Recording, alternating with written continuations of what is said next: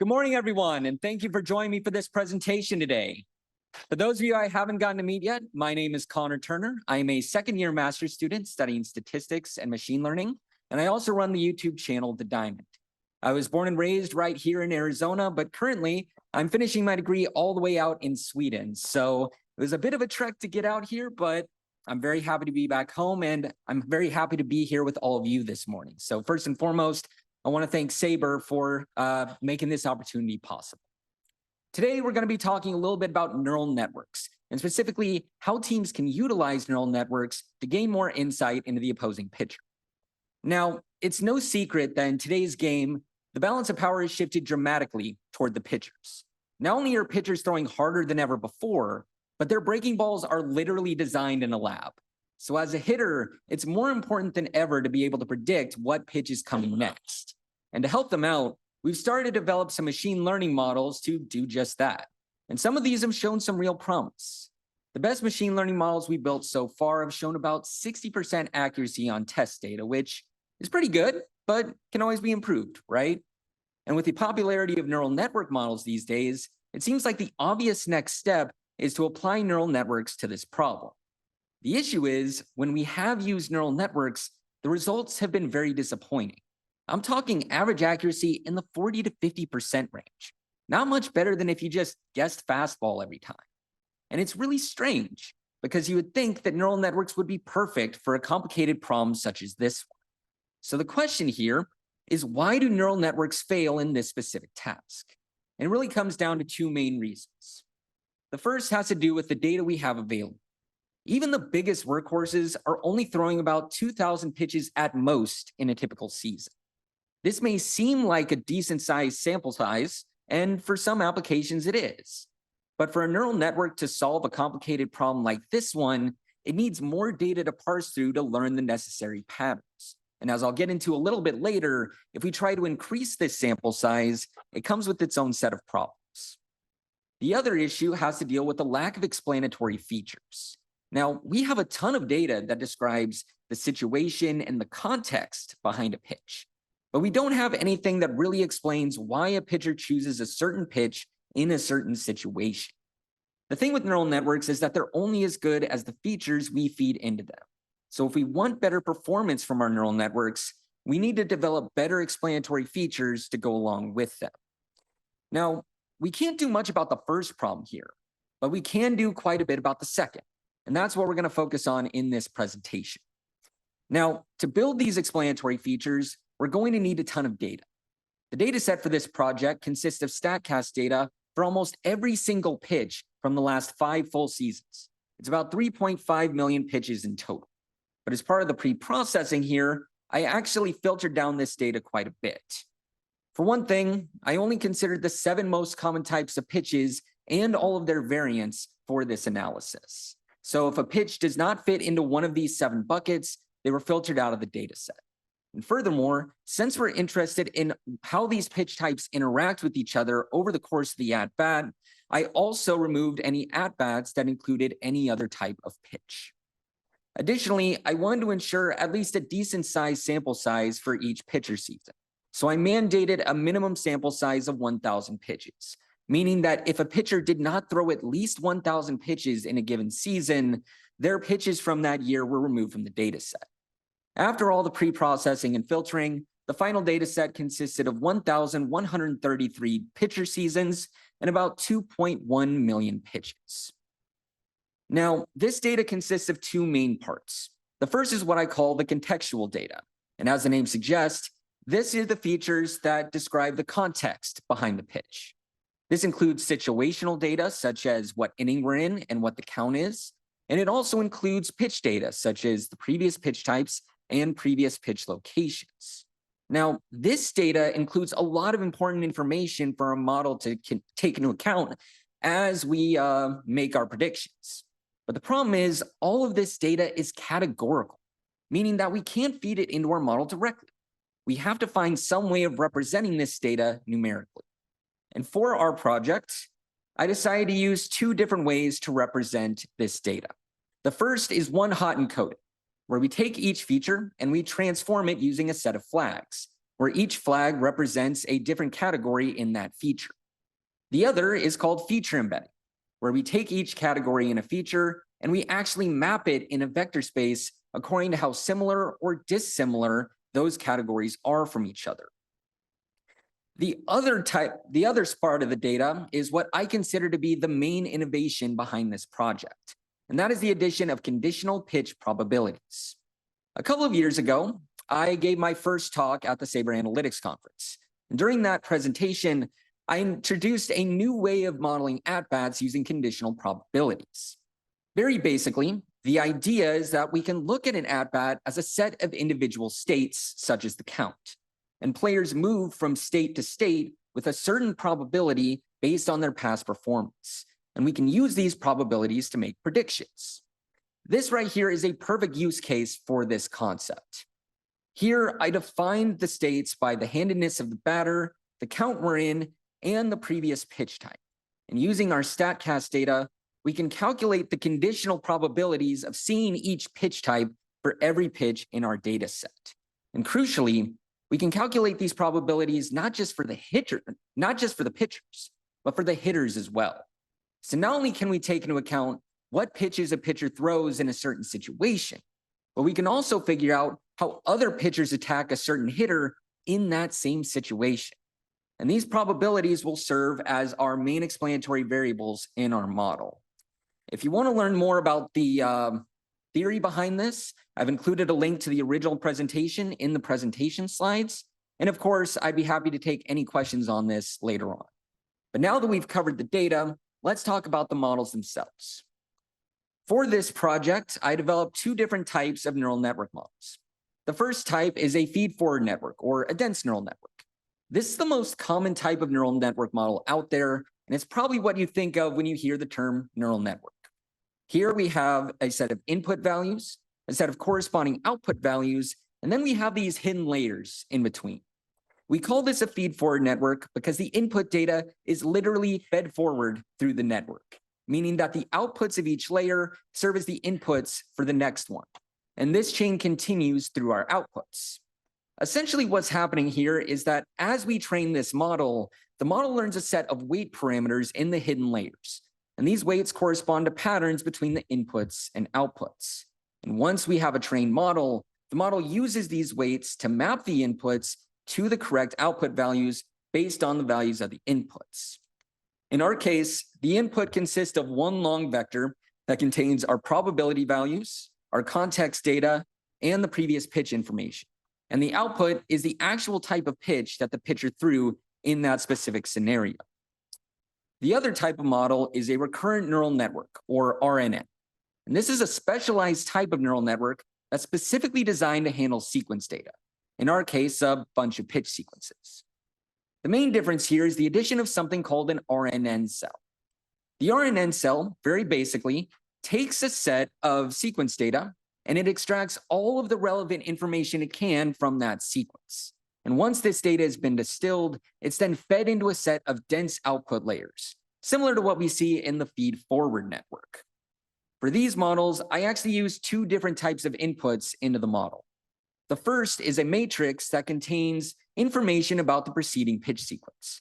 And this is what I feed into the RNN cell. The second input is a vector that contains the probability data and the context data. And this actually gets attached to the output of the RNN cell before it's fed through the rest of the model. Both types of models were trained using the exact same protocols. Here, instead of training one big model with every pitch in our data set, I actually trained a different neural network for every individual pitcher season in our data. And the reason why is because pitchers are very different from each other. They have different strengths, different weaknesses. They use different pitches, and they have different approaches. And furthermore, pitchers change quite a bit from season to season. Their velocity changes. They use different pitches. And of course, they use different strategies against the hitter. So if we bundle all of these pitcher seasons together, it's going to do nothing but muddle up our data. And if we try to train a model using muddled up data, we're going to get lackluster performance as a result. So here we focus on individual pitcher seasons because that gives us the clearest view of a pitcher's tendencies and the best opportunity for a high accuracy. For each of these pitcher seasons, I split the data randomly into training and validation sets, 75% into training, 25% into validation. And I trained each of these models for 20 epochs. And I took the epoch with the highest validation accuracy, and I recorded the validation accuracy and training accuracy to measure the model's performance. In total, I trained about 15 different configurations of this model. In addition to changing the type of neural network that I tested, I also tested different configurations of the data. For example, some of these models used no conditional probabilities at all. Some used probabilities for only the pitchers, and some used the probabilities for the pitchers and the hitters. Additionally, I also changed how the context was represented. Some of these used one-hot encoding, some of these used feature embedding, and for the RNN, I actually had a mixed approach, where the sequence data was embedded and the context data was encoded. For each of these configurations, I tested them using the same 30 pitching seasons from 2021. And then I compared each of their performances using the average validation accuracy. Here is what the analysis looks like. Now, from these tables, a couple of things stand out right away. The first is that across the board, the models that used the pitcher and hitter probabilities had the best overall accuracy. And this indicates that by adding these probabilities, it actually did have a meaningful impact on prediction quality. Similarly, the models that used feature embedding not only had better accuracy, but they also showed less overfitting to the training data compared to the models using one-hot encoding. Now, truthfully, I expected the RNNs to have way better performance than the feed-forward networks, because they're specifically designed to handle sequence data like this. But in reality, both models had about the same peak performance on their best performing models. And this is partly why I chose the embedded feed-forward network with pitcher and hitter probabilities as our best overall model. Compared to the RNN, this model was simpler to set up, it's easier to understand, and crucially, it is much faster to train, which makes it a bit practical. So this is the model I ended up using on the entire data set. And here is what those results look like. First and foremost, let's take a look at the accuracies here. On the entire data set, the model showed about 58% average validation accuracy. And this pretty much matches what we saw in our previous test. Now, at first glance, this doesn't seem all that great, but this does put our model on par with some of the best machine learning prediction models that we've built so far. And it looks even better when we compare it to the naive accuracy. Here, I define the naive accuracy as essentially how often a pitcher throws his number one pitch. Essentially, if I were to step in the box against Jacob deGrom and I were to only guess fastball, how often would I be correct? If our model can't outperform a naive classifier like that one, then it's pretty safe to say our model is pretty useless, right?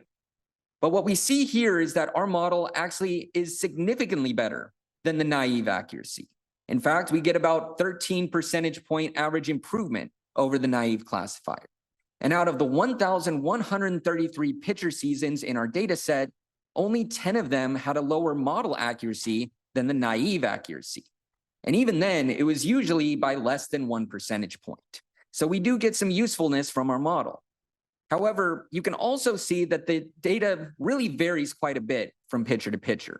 You can see here we have an average standard deviation of 7.46 percentage points, which is a pretty wide range. And you can really see this when we start looking at the individual results. Here, the highest accuracy comes from 2019 Josh Hader, which makes sense because he throws his fastball about 80 to 85% of the time. But for some pitchers, the model just couldn't seem to figure him out. The lowest models got about 40% accuracy on average. You can see we have 2018 Chad Kuhl, 2019 Noah Syndergaard, and 2021 Matt Harvey. For some reason, the model just couldn't figure him out. Of other pitchers, the model really seemed to like. Ryan Yarbrough is probably the biggest example here. Even though he throws his number one pitch about 33% of the time, he was routinely getting accuracies in the 60 and 70% range. Here we have one improvement of about 40 percentage points, and then he also has another improvement of about 30 percentage points. So we can see that the model changes a bit to bit from from pitcher to pitcher. Here you can get a better look at the distribution of these accuracies. As you can see, the accuracy generally follows a somewhat normal distribution with a bit of a right skew, but you can also see we have a wide range here. Most of the values go between 40% and 80%, with many of them hanging out around 55 to 60%. Additionally, we also see that the accuracy decreases as a pitcher uses more and more pitch types. But crucially, even if a pitcher is throwing 6 or 7 pitch types, the average accuracy is over 50%, which all things considered in that scenario is pretty darn good, I think. So here we have some key findings from this data set. The first is that adding these conditional pitch probabilities did seem to add some life to the neural network prediction model. Not only does this model perform better than a naive classifier, it is also much better than previous neural network models that have been developed in the past. But of course, the key caveat here is that the model performance varies quite a bit from pitcher to pitcher. Some of these pitchers the model likes a lot, and other pitchers it just couldn't seem to figure out. So more work is going to need to be done to figure out what is causing this variance and also how we can mitigate it. Now, as you can see here, we have a nice picture of Wade Miley on the screen. Wade was one of those pitchers that the model really seemed to like. He had a couple of seasons in the data set with over 70% accuracy. So I figured he would be the perfect person to explain how this model works in general. So here, what I did was I took Wade Miley's pitch data from March 2021 through August 2021, and then I picked some random at-bats in September to test the model on. And here what you see on the right is the actual output of the model when it makes a prediction. Essentially what you're seeing here is the level of certainty that the model has of this specific pitch type being thrown in the next pitch. So here we have a random at-bat in the 4th inning of a game against the Pirates, and Miley's facing Ben Gamble. And here the model thinks that he's going to throw a cutter here. So let's see if he does. We do have to do that. So we get a cutter, missing low and away. So now the model is almost certain that he's going to throw a cutter here because he needs to get back in the count. Lars up there, escort Lars. And there's the cutter, but he misses in the dirt. So again, the model is going to think cutter here because again, he needs to get back in the count. He's down 2-0 here. So he's going to come back here. This time it's another cutter, but this time right down the middle. So now he's thrown 3 cutters in the row. The model now thinks he's going to switch it up. So here's a slider, gets a nice swing and a miss there. And again, he thinks he's going to go to the slider. And he does, but he misses with it. So now it's 3-2. He has to lay in a fastball here, and he's going to lace this over the left fielder's head for a double. And Ben Gamble is 2 for 2. So I do want to apologize for Wade Miley for using that model as an example, but I did think that this was the best example that I've found to really explain how this model works in context. So in conclusion here, we can come up with a few key takeaways.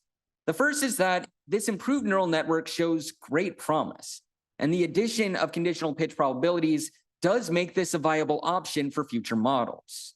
It predicts significantly better than a naive classifier. The performance is way better than previous neural network models, and it's on par with the previous best models that we've developed so far. But of course, more work is needed here to help improve the model.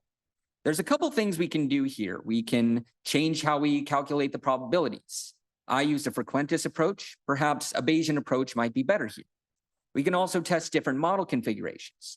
Perhaps my configuration of the RNN was hampering it a little bit. Maybe a different configuration might produce better results for the RNN. And then, of course, the main bulk of the work in future models needs to be done about studying the variance between pitchers, what causes it, and of course, how we can improve upon it going forward. But with that being said, that is where the project stands so far.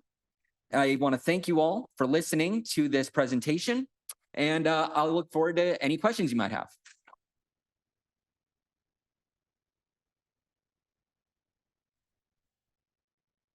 Now, before we get into questions, I do want to just let you know that I do have to leave shortly after I leave the stage here. So if you have any questions that I did not get to, I highly recommend that you reach out using the contact information that you see on the screen above me. With that being said, we have someone with the cube, so go ahead, sir. Yes, so fundamentally, what pitch the pitcher is going to throw, what pitch the batter is going to look for, comes down to a game theory. Yeah. I mean, that's very much a game theory decision. So it is definitely not in the pitcher's interest to be predictable by this model. Right. I mean, this is a form of tipping your pitch. So if this were to gain use, wouldn't I guess your expectation, if baseball players are behaving optimally, wouldn't you expect your model to degrade over time as pitchers become aware that if they're predictable, they have to do something to become more unpredictable? Well, the beauty of a model like this is that you can retrain it. If a pitcher changes their approach over time, you can retrain the model and get a better understanding of how they're doing things more recently compared to when you last trained the model.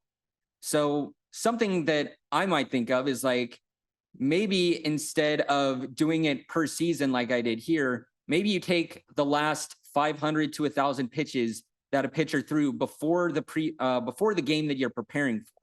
And then you can take the most recent data from that.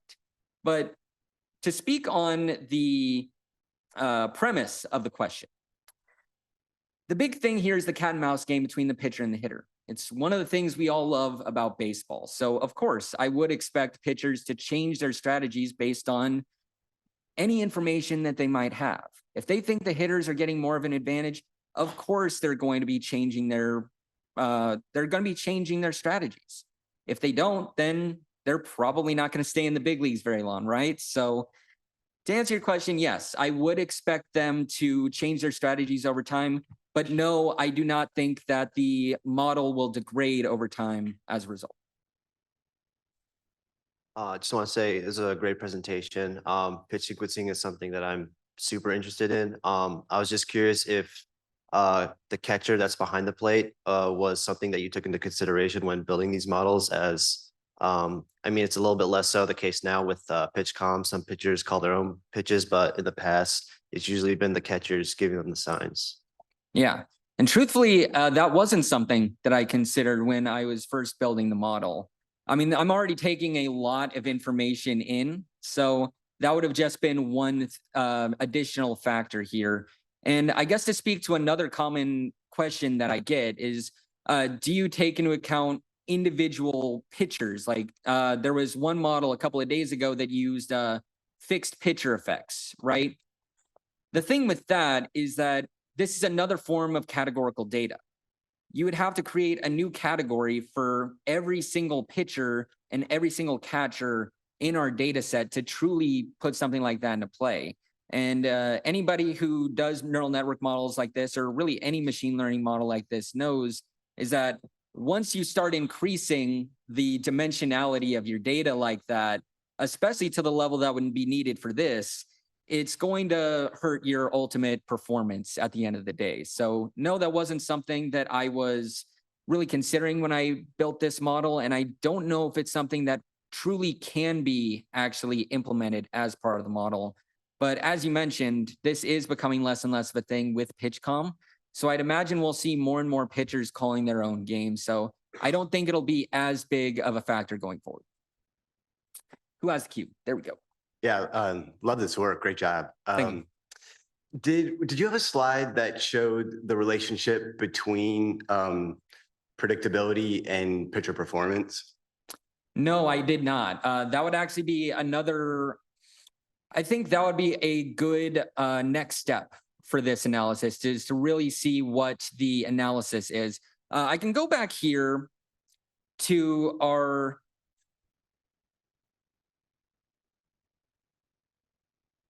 analysis here. So if we look at the pitchers with notable results here, we see 2019 Josh Hader had the best overall accuracy from the model.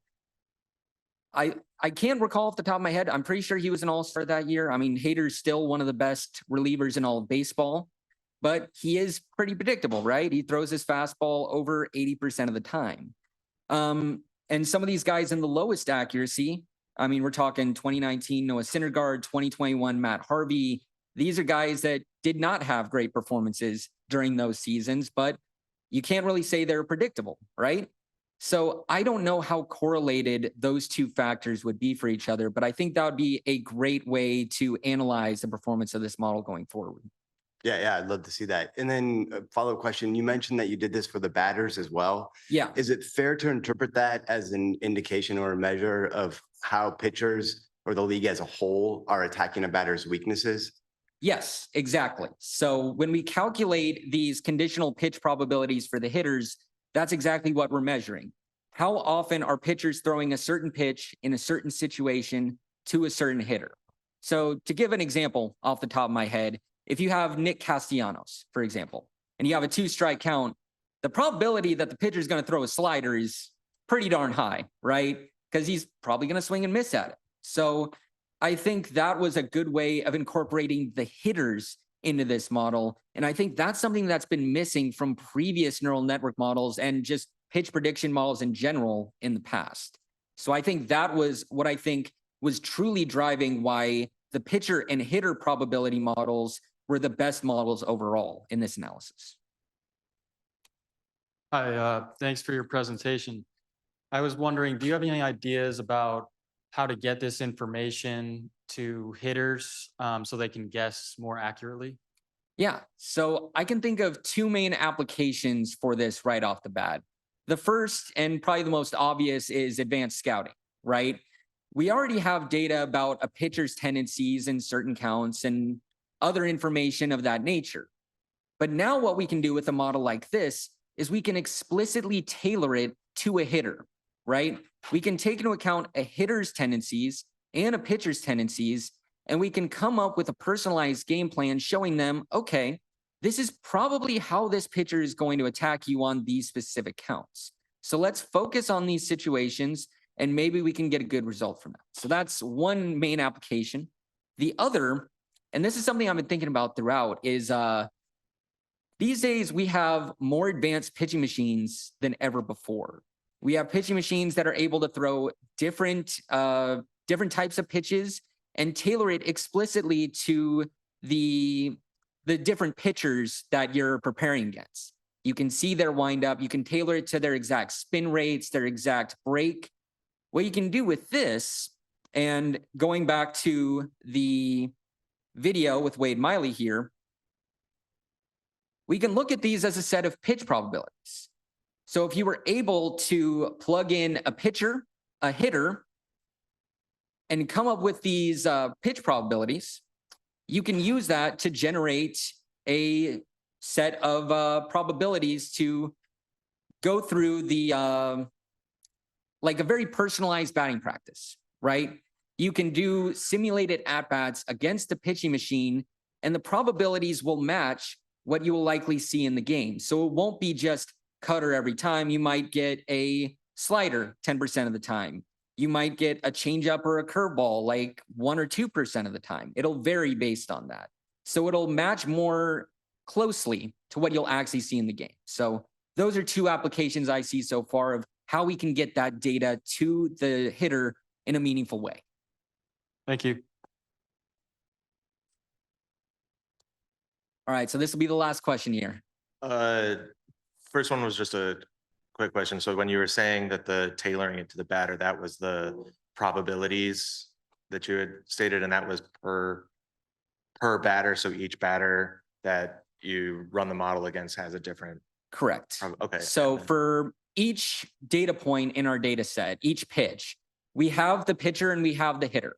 So we can calculate the probabilities for the hitter and pitcher for that exact scenario, that exact pitch. Okay. So and then that is the data the that's been slap run. guy is different than the power guy. Right, exactly. Okay. And then, so this goes for, predicted cutter or something like this. Right. Do you have location as well? Like instead of, cutter lower away, cutter up and in or something like that. That might be that would be a good basis for future analysis. I did not include those probabilities here because I feel like that would have been stretching the data a little too thin. I did want to keep at least a somewhat decent sample size for each scenario, and that would have stretched the model very thin in that regard. I will say, though, that the location data is included as part of the model. One of the inputs to the model is the previous pitch location or previous pitch locations. So we are not only measuring the pitch type sequence, but also where those pitches ended up, because those can tell us what pitch might be coming next if a pitcher's trying to set up someone. Thank you all very much.